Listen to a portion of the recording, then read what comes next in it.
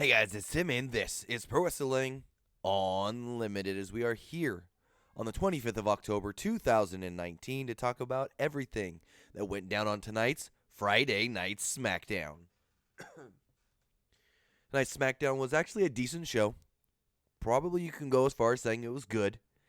I think the pacing of the show went really, really well.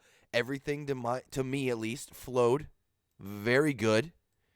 I didn't really find any spots where I was like, meh, that's kind of boring, or that's kind of bad, or that's kind of meh. I felt like everything was pretty good. Jake Dawson, no, we will not be taking calls. We usually don't take calls on Fridays because my schedule does not permit.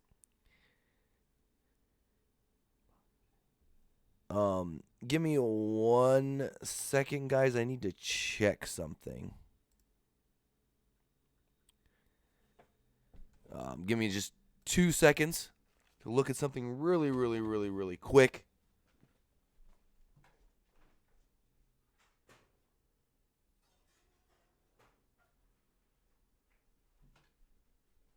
All right, and we're back.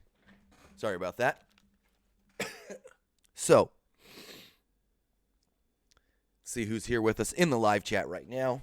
We do got Nolan Perfect, Kristen McNutt, Jack Dawson, Boston Bruins fan 16, Joe Decker, Woken King Slender, Sinclair Saturday,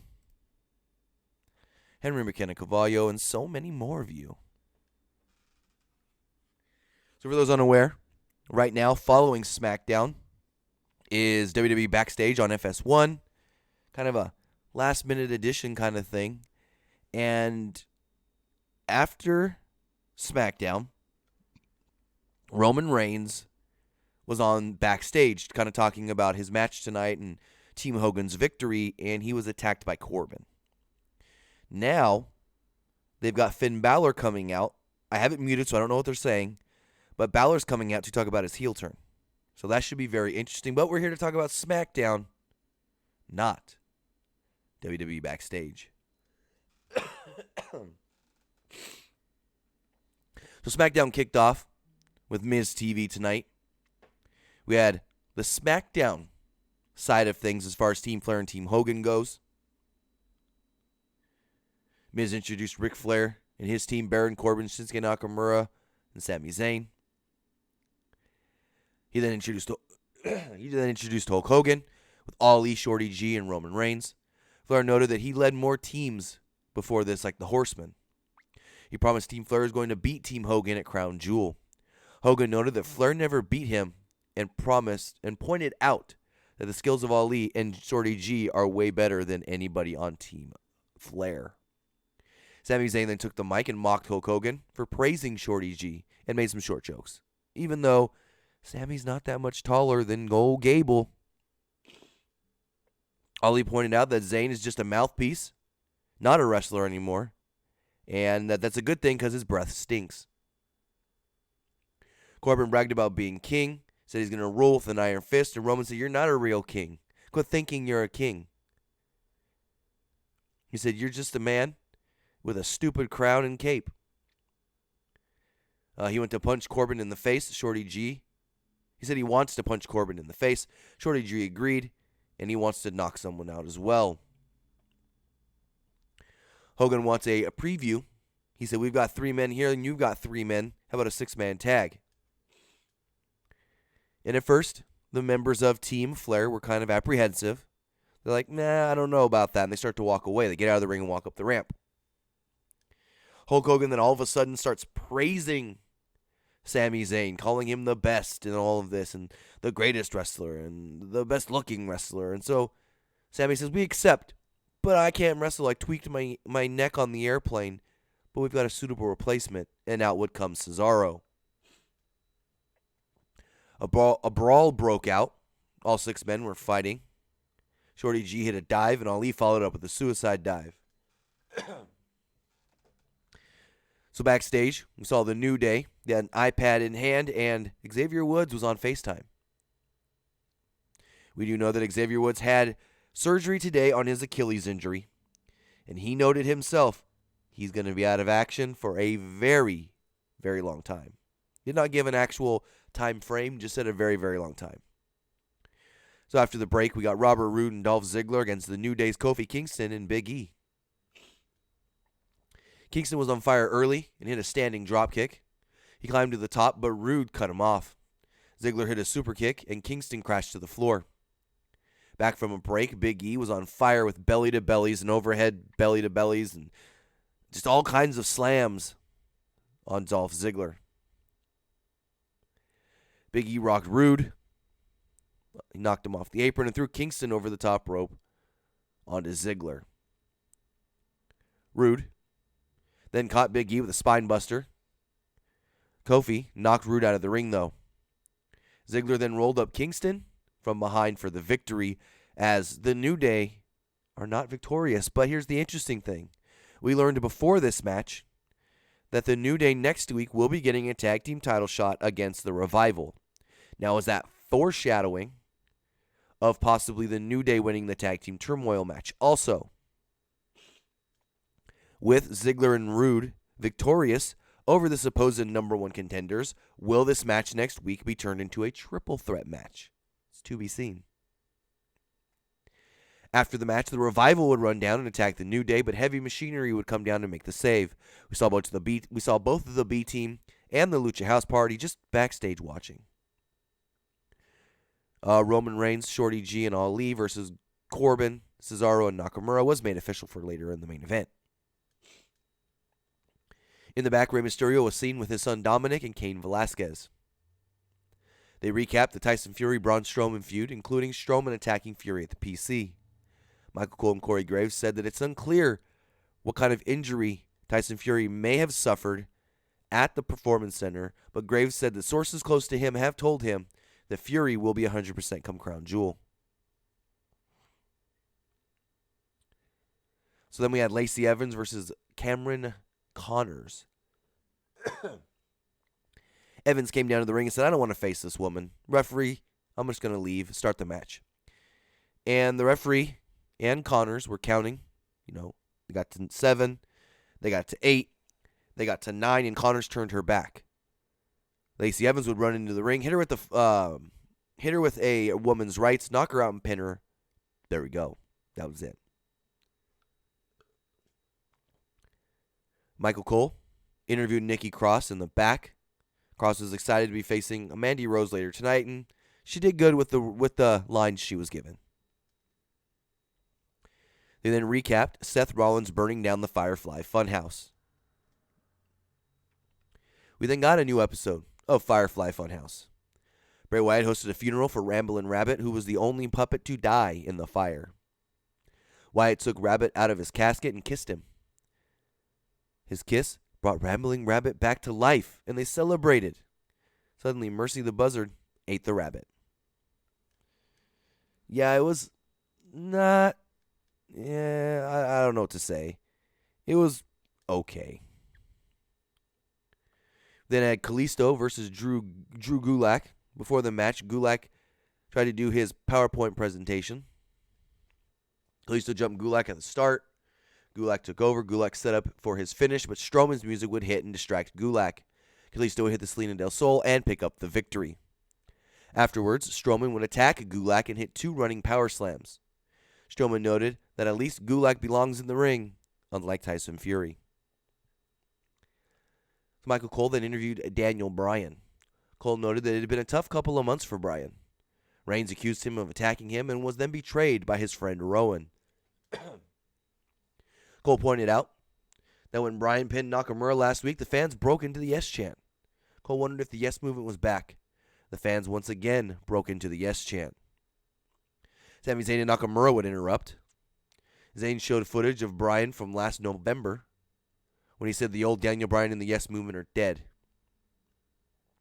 He noted the new Daniel Bryan is the real Bryan. Zayn said Bryan is a good person that cares about the environment, but the people are disgusting. He feels that Bryan is too good for the people and has more in common with them. He noted that he's a vegan, just like Bryan. Nakamura also cares deeply about the planet. He pointed out that all 3 of these men are artists, and Bryan might be the greatest of all. Zayn urged Bryan to move forward from the yes chant. He asked Bryan to jump up with Zayn and Nakamura and forget about the fans. Bryan then teased shaking Zayn's hand and walked to the back instead.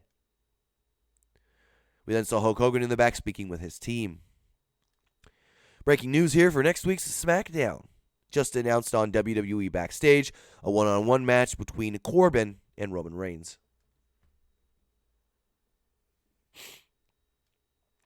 So we got Nikki Cross versus Mandy Rose. Good back-and-forth match here. Both women worked really hard. Sasha Banks and Bayley were on commentary.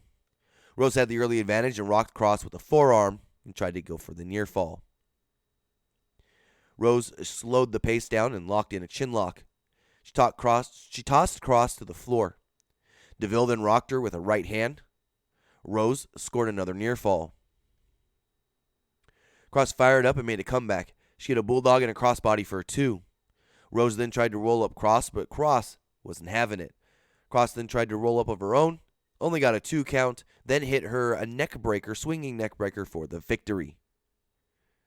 There was one point in this match where Cross was thrown to the outside, and she was punched in the face by Sonya Deville, but it did not help. Cross and Bayley had a stare down after the match, and they said Cross will challenge Bayley sometime in the future. Didn't give a date.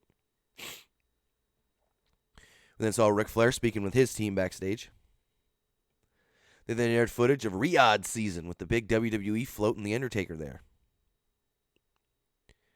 Rey Mysterio and Cain Velasquez then made their way down to the ring.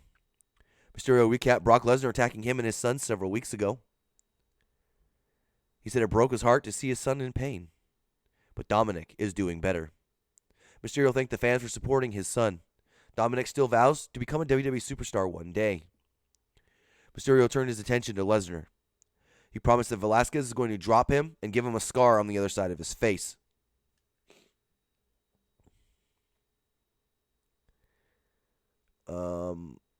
He then called out Brock Lesnar and Paul Heyman and said, let's do this face to face right here, right now. Instead, Heyman and Lesnar appeared on the big screen. Heyman informed Mysterio and Velasquez that Brock Lesnar was busy dealing with more important things backstage. He said, you can take a guess on what Brock is doing, and no avail. Didn't say anything. He said, okay, take a guess on where Brock had his important thing to do. Again, Ray didn't say anything other than come out here face to face. Finally, he said, okay, how about to whom Brock had his important thing to do? And again, Ray didn't say anything, and finally, they would show Dominic. Brock Lesnar sort of picked him up, and Dominic was beat down again. Mysterio and Velasquez ran to the back. You would have thought they would have ran quicker than this, earlier than this, faster than this, but they didn't. So after the break, we see in the trainer's room, Dominic on the table. Trainer's trying to check him out as Mysterio and Velasquez are there kind of getting in the way. All of a sudden, Brock Lesnar attacks. He hits Ray with a garbage can, and then he hits Kane with a garbage can. He F5s Mysterio against a wall and Velasquez on top of Dominic. Brock then walks off, and that was it. So we go to the main event.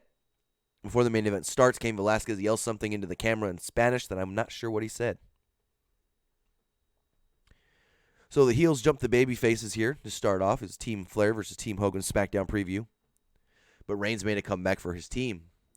The heels regained control and isolated Ali on their side, though. Ali fought back and hit a rolling X Factor for a near fall. Corbin attacked Ali on the floor. Back from the break, the heels continued to beat down Ali and cut him off from his corner. Ali attempted a tornado DDT, but Cesaro held on. Ali recovered and hit the DDT. Shorty G then got the hot tag and ran wild. He had a swinging neck breaker and a moonsault on Corbin for a near fall. Shorty G applied an ankle lock on Corbin, but Nakamura made the save. Corbin and Nakamura attempted a double suplex, but Shorty G fought back and hit a missile drop kick.